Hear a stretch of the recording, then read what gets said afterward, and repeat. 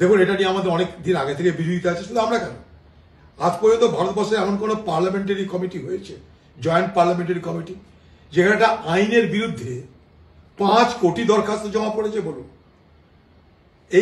এই ওয়াকফ বোর্ডের আইনে 5 কোটি দরখাস্ত জমা পড়েছে এর বিরুদ্ধে। তার মানেটা কি দাঁড়ায়? এটা ভারতবর্ষের যে মুসলমান সম্প্রদায়ের মানুষ, তারা এটাকে সমর্থন করতে চাইছেন না, এটার বিরোধিতা করছেন। তার কারণ খুব স্পষ্ট। মনে করুন আজকে তিরুপতিতে মন্দির আছে, পুরীতে মন্দির আছে, তিরুপতির মন্দিরে পুরীর মন্দিরের ট্রাস্ট আছে, সেই ট্রাস্টে দুটো মুসলমানকে আপনি মেম্বার করতে পারবেন কি? তা যদি না পারেন, তাহলে ওয়াকফ বোর্ড যেটা সম্পূর্ণত মুসলমান ধর্মীয় সংগঠন, মুসলমান সমাজের, মুসলমান সংস্কৃতি, মুসলমান ধর্মের একটা অঙ্গ, তাদের একটা প্রতিষ্ঠান, সেখানে খামোকা আপনি অমুসলমানকে মেম্বারশিপ করার জন্য মাথা ব্যথা করছেন কেন? অনেক এছাড়া অনেক ইস্যু আছে, আমি সেটা উদাহরণ হিসেবে এটা দিলাম আপনাকে। অর্থাৎ আমাদের যে সংবিধান প্রত্যেকটা ধর্মকে তার ধর্মীয় নিয়ম কানুন, আচার আচরণ, সংস্কৃতি, অধিকারকে রক্ষা করার জন্য ব্যবস্থা করেছে, সংরক্ষিত করেছে। 18 অনুচ্ছেদ 19, 26 তাকি দেখুন, সেই সমস্ত কিছু উল্লঙ্ঘন করে অকারণে এই ওয়াকফ বোর্ড নিয়ে তুলকালাম শুরু হয়ে গেল। আচ্ছা, দেশে কি আর কোনো কাজ নেই কারো?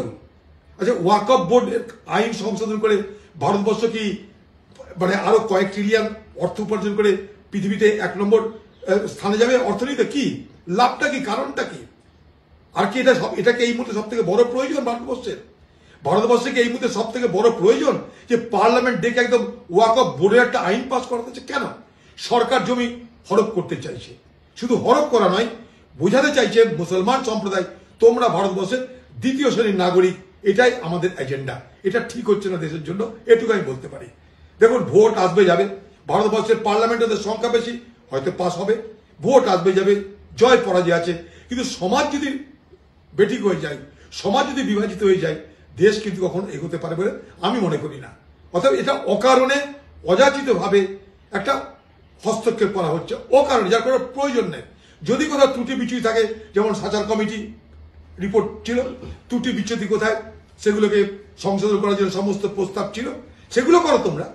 2013 সালে তার জন্য কংগ্রেস আমলে আইন আনা হয়েছিল যে ওয়াকফ সম্পত্তি কাউকে গিফট করা চলবে না, কাউকে লিজ দেওয়া চলবে না, সবকিছু আইন আছে। খামোখা এটা নিয়ে একটা আইন তৈরি করে মুসলমান সমাজের মধ্যে অবিশ্বাস, একটা বিভাজন, একটা মানে সেন্স অফ আইসোলেশন কেন তৈরি হচ্ছে আমার মাথায় ঢুকছে না।